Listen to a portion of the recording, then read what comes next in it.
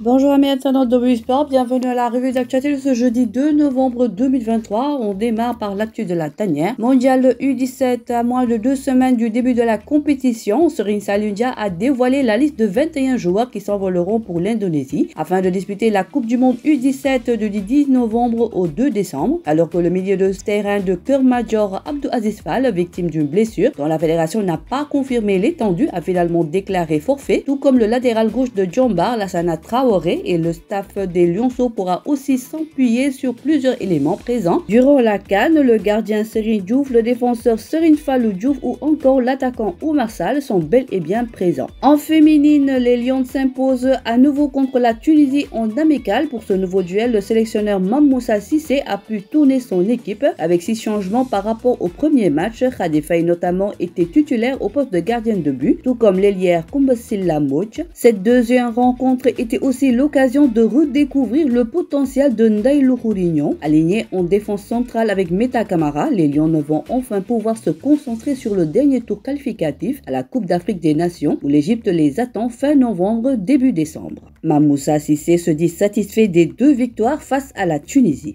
Actu Foot, la Coupe du Monde 2034 devrait se tenir en Arabie Saoudite. Fin de l'attente, nous savons désormais quel pays organisera la Coupe du Monde 2034. Le président de la FIFA a déclaré que l'Arabie Saoudite sera le pays hôte de cette édition. L'Australie a décidé mardi de renoncer à sa candidature à l'organisation de la Coupe du Monde 2034 de football, renforçant ainsi la position de l'Arabie Saoudite plus que jamais favorite pour accueillir l'événement. League Cup, Chelsea de Nicolas Jackson assure face à Blackburn 2-0 et se qualifie pour les quarts de finale. 16e de finale Coupe d'Allemagne, le Bayern de Munich de Bounassar éliminé par le FC Cherbourg D3 2-1. Kings Cup, buteur contre Al Ittefaq, Sadio Mané qualifie Al Nassr en quart de finale quant à Edouard Mendy et Al Ahly éliminés en 8e de finale.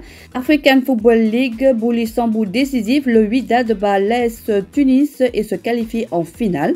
Du côté de Motherwell FC, grosse tuile pour Pape Ndiaye Souaré, l'ancien latéral gauche international sénégalais, 33 ans, 25 sélections, 1 but. S'est blessé à une cheville à l'entraînement la semaine dernière, déjà absent lors de 6 matchs cette saison. Le joueur formé à Djombar sera indisponible au moins 4 mois, a indiqué son club. Enfin, Mercato, Mamou Ndiaye s'est officiellement engagé avec le Spartak 08, a laissé depuis la fin du mois de juillet. Comme nous le révélions en exclusivité, le gardien de but de 17 ans s'est engagé en faveur du club norvégien D1 ce lundi 30 octobre jusqu'en 2027. Le géant de 1,90 m est formé à l'Académie Oslo de Dakar.